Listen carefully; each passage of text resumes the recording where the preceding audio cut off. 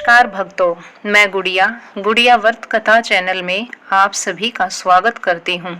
ओम नमः शिवाय। भोलेनाथ शिव शंभू की जय। भक्तों, आज सोमवार के दिन मैं आपको भगवान शिव से जुड़ी कुछ ऐसी रहस्यमयी और पौराणिक कहानियां सुनाऊंगी जो आपकी भक्ति और आस्था को गहरा कर देंगी। महादेव की लीलाओं, उनके चमत्कारों और जीवन को प्रेरित करने वाली ये कथाएं आपको अवश्य आनंदित करेंगी। शिव पुराण और अन्य पौराणिक ग्रंथों से प्रेरित ये कहानियां आपको आध्यात्मिक यात्रा पर ले जाएंगी।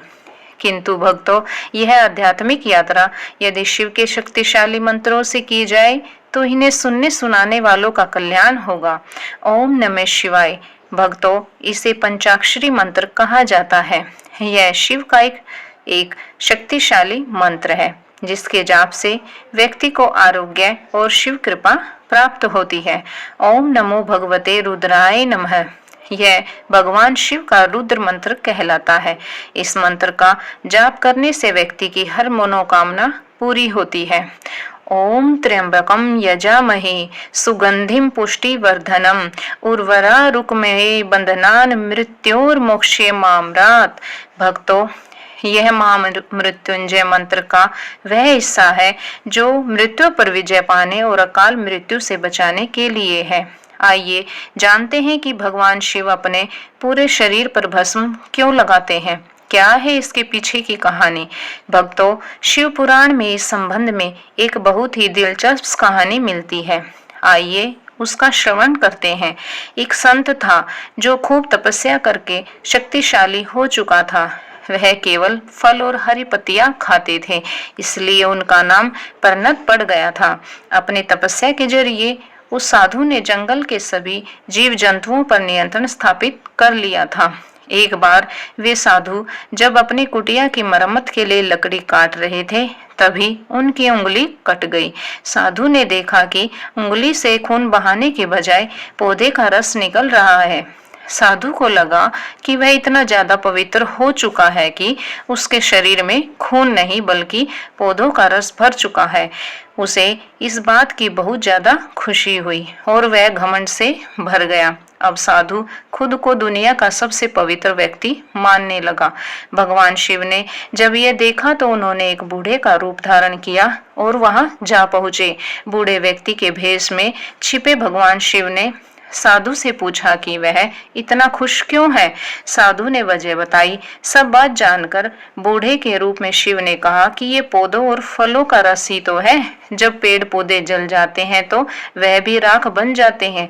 अंत में सब कुछ राख ही तो होना है, केवल राख ही शेष रह जाती है। तभी बूढ़े व्यक्ति का रूप धारण करे शिव ने तुरंत अपनी उंगली काट कर दिखाई और उससे राख निकली। साधु को एहसास हो गया कि उनके सामने स्वयं भगवान खड़े हैं। साधु ने अपनी अज्ञानता के लिए उनसे क्षमा मांगी।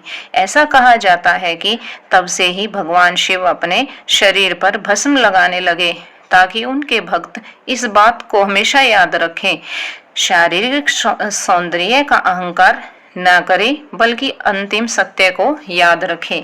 भगवान शिव की लीला अपरंपार है। जय भोलेनाथ की। भक्तों, क्या आप जानते हैं कि भगवान विष्णु जी को सुदर्शन चक्र कैसे और किससे मिला। आइए भक्तों, मैं आपको एक रहस्यमयी कहानी सुनाती हूँ। जैसा कि आप सभी ने भगवान विष्णु के हाथों में सुशोभित सुदर्शन चक्र देखा ही होगा, किंतु क्या आप जानते हैं कि यह सुदर्शन चक्र उन्हें स्वयं भगवान शिव ने दिया था। एक बार भगवान विष्णु शिव की आराधना कर रहे थे। विष्णु देवता ने भोलेनाथ को प्रसन्न करने के लिए हजारों कमल बिछा रखे थे। भगवान शिव यह देखना चाहते थे कि भगवान विष्णु की भक्ति में कितनी तत्परता है, इसलिए उन्होंने एक कमल उठाकर छिपा लिया। भगवान विष्णु सहस्त्र नाम लेते हुए शिवलिंग पर हर बार कमल का फूल चढ़ा रहे थे। जब विष्णु 1000वां नाम ले रहे थे तो उन्होंने पाया कि शिवलिंग पर अर्पित करने के लिए कोई भी फूल शेष नहीं रह गया है। तब भगवान विष्णु ने अपनी आंख निकालकर शिव को अर्पित कर दी। भगवान विष्णु को कमल नयन कहा गया है, इसलिए कमल के फूल के बजाय उन्होंने अपना नेत्र अर्पित कर दिया। भगवान विष्णु की ऐसी अटूट भक्ति और प्रेम देखकर भगवान शिव ने भगवान विष्णु को प्रसन्न होकर उन्हें सुदर्शन चक्र भेंट किया। तो भक्तों, देखा आपने कैसे भोलेनाथ पर अटूट भक्ति रखने वालों की भगवान स्वयं परीक्षा लेते हुए उन्हें इतना मजबूत कर देते हैं कि उनके लिए स्वयं उनका हाथ थाम लेते हैं। जीवन चाहे कितना भी कठिन क्यों ना हो, हमारा विश्वास भगवान शिव से कभी नहीं डोलना चाहिए। भोलेनाथ तो स्वयं ही अपने नाम की तरह भोले हैं। वह तो अपने भक्त की भक्ति और श्रद्धा से प्रसन्न होकर उसे सब कुछ दे देते हैं। बस उनका स्मरण और ध्यान कभी नहीं रुकना चाहिए। भोलेनाथ की कृपा आप सभी पर बनी रहे।